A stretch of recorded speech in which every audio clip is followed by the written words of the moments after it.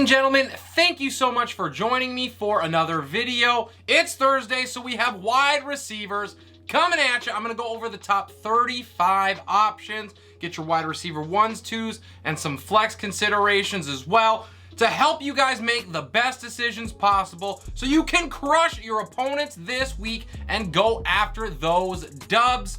Please do not forget, I have content coming out Monday to Saturday. I'm doing 2 videos almost every single day, over 10 a week right now.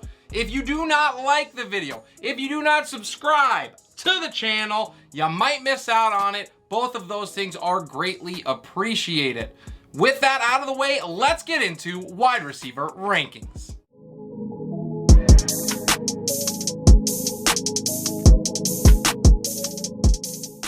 Headlining tier number 1 is Cooper Kupp, who is averaging a touchdown, over 100 yards, and 13 targets per game. He saw 19 of them against the 49ers, and I do not blame Matthew Stafford one bit.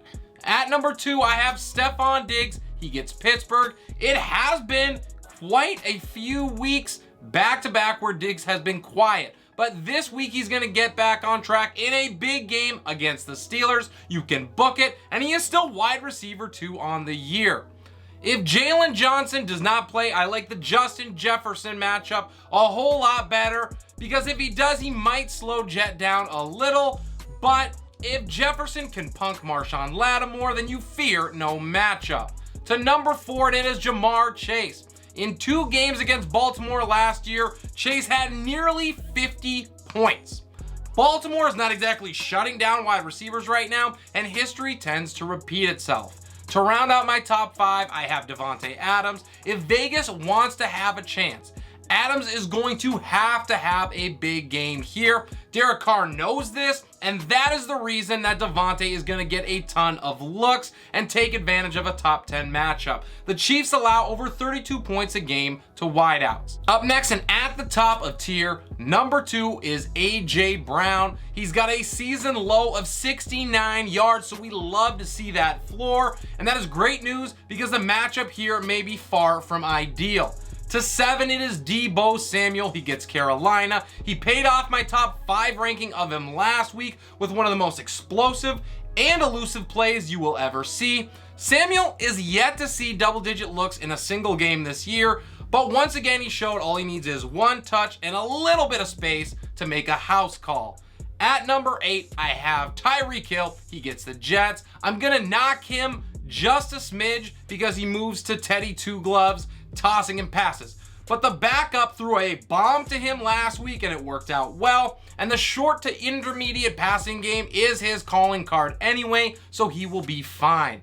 Mike Evans is next. He's the wide receiver 1 overall last week. He has a chance for a monster encore against Atlanta. The Falcons surrender over 33 points per game to pass catchers, and Angry Tom is about to ball out. To round out my top 10, it's CeeDee Lamb. He has exploded over the last 2. He's got a score in each game, and he's racked up 184 yards. Now, Jalen Ramsey could shadow him, but he hasn't exactly been the best so far this season. Lamb is going to make it 3 straight finishes in the top 10.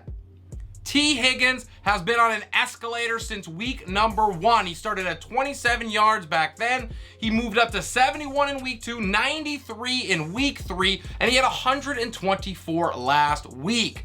It seems plausible that there has to be a valley coming in some of his production, but against the worst passing defense in the NFL, maybe not. To number 12, and it is the top of tier 3, Courtland Sutton finds himself. He's got 3 straight finishes in the top 20. He's become what managers were hoping and praying for when they spent a premium pick on him on draft day. He's got a date with the 4th-ranked Colts secondary, which is not great, but Russ is going to have to find ways to get him involved, and he will. 13 sees Mike Williams against Cleveland. He missed big time in week number 1, came back strong in week 2, absolutely bombed again before hitting last week. All we want from you, Mike, is some consistency. He's going to try to do that again here against the Browns. Jaylen Waddle is next, and I think he is going to miss the connection with Tua more than anybody. It is one of the things that made him such a special player, but he still got the speed, the elusiveness, and the hands, so he is going to be fine as well. Christian Kirk is next. Even in a forgettable game for him, he had 9 targets last week and he conjured up 60 yards seemingly out of nowhere. The only thing that is worrying me this week is that Jacksonville might not have to throw much with how brutal the Houston Texans have been against the run. To start off, tier number 4 is Chris Olave. He has officially entered wide receiver 2 territory, and it is well deserved. Olave finished at this very spot last week after a top 6 performance against the Panthers. Now, Seattle is a top 10 defense so far this year. Likely is going to try to slow him down a little bit. They allow 25 points a game to the position. But with Michael Thomas likely out again, Olave is going to see the majority of the targets for the 4th straight game. At 17, I have Chris Godwin against Atlanta. There actually might be still a buy low window of opportunity for him, but if you are an owner, you have to keep the faith here. Anybody that's going to get 10 targets with Tom Brady is going to be just fine, and that's what Godwin had last week. Next up is Marquise Brown. He has back-to-back finishes in the top 10, but he's got a date with Darius Slay here, and that gives me pause. That is all. To tier number 5, it is Michael Pittman Jr. against Denver. The targets have declined for him in every week since week 1. That is far from ideal, and the matchup with the Broncos' #1 defense makes matters worse. Brandin Cooks rounds out my top 20. After 22 looks in the first 2 games, Cooks had just back-to-back games of 7 apiece. The volume has to return here, but it might not because Houston seems intent on feeding Dameon Pierce the ball.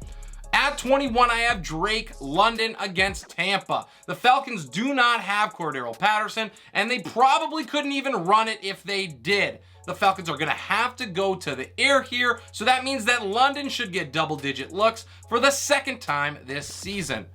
Gabe Davis is up next. I am aggressively ranking him here because I refuse to believe that the wide receiver 2 for Buffalo is going to be in a funk for a 3rd straight game. Also, Pittsburgh gives up 34 points to the position that is top 5 in the NFL, so that helps as well. Next up at 23, it is DK Metcalf, highlighting tier number 6. Geno and DK may have finally found something, but I have a bad feeling about Seattle this week. With back-to-back top 18 finishes for Metcalf, we have to give him consideration as a wide receiver 2, but I do not love it. At number 24 is Amari Cooper, who absolutely killed us last week. It's a different team, but it is the same Amari. That up and down roller coaster ride has never been fun, and it's probably going to continue as we move through the season. In the 2 busts that he's had this year, he's combined for 4 catches and 26 yards. Rounding out my top 25 is Diontae Johnson. I already said this in my weekly review video, and check that out if you haven't yet, but I will say it again here. He is about a 1/2 inch and a drop pass from 60+ yards and 2 extra touchdowns on his resume. Now, I know this does not help managers win games, but it should help them keep the faith. 26 sees Tyler Lockett. Who the heck is this guy? Consistency has never been his calling card, but it's now 3 straight weeks for him with a top 30 finish, and he's yet to score either. He is doing it with yardage. He's got 274 in that span. At the top of tier number 7 is Terry McLaurin. It was bound to happen, I guess. We know that sometimes the ups and downs with him can be brutal, and he put up a monster dud against the Cowboys, just like the rest of the Commanders did. Thankfully, Tennessee is the perfect get-right game, and few players in this range have the boom potential that he does. Moving on to 28, it is Jerry Jeudy. The Broncos are going to have to pass more than they want to.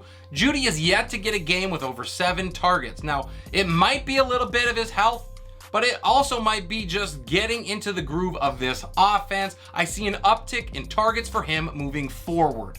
To 29 and 30, I have the Green Bay Packer duo with Allen Lazard and Romeo Doubs. They get the Giants. It is not really possible, at least it seems like, both of these guys can be flexes. However, they have been over the last 2 weeks. The matchup here is brutal, but somebody for Green Bay has to separate themselves before I feel any more comfortable than this. Adam Thielen is next at number 31. He has seen more looks in every single game this season as Kevin O'Connell learns the best way to utilize him. We know that he always has that touchdown upside, and with just one so far this year, technically he is due. At the top of tier 8, I have DeVonta Smith. I do not blame you. If you chased the points last week, I had Smith as a flex-worthy candidate, and obviously that did not work out. Now, it is possible that he bombs again if the Eagles do not need to air it out much, but the reward that we saw back in week 3 is very enticing. To 33, I have Amon-Ra St. Brown. Now, he's going to sneak into my rankings for now, but if he is fully healthy on game day, he is going to shoot up these rankings. To 34, it is Curtis Samuel against Tennessee. 7 targets so far has been his floor, and you cannot really ask for much more from a flex option. When we add in a Titans defense that's allowing 36 points a game to wide receivers, which is 4th most, I am buying that volume. Robert Woods is at 35, and he is the last wide receiver that I am going to cover. He has been solid over the last couple weeks. He's got 115 yards and a score in the last 2. He's Ryan Tannehill's favorite only productive target thus far, and the Commanders give up the 2nd most points per game to the position. I like all of that to add up for a decent day from him. And that'll do it. Hope you guys were able to pull some great information from the video today that's gonna help you learn, grow, and make better decisions moving forward. Please drop any comments that you have or questions down below. I get to every single one that I receive. I am on my way to my first 500 subscribers. So a like on the video helps. If you wanna subscribe as well, I would greatly appreciate that. It helps me out a ton. This is Relentless Press. I'm your host, Abraham Opats, and we will see you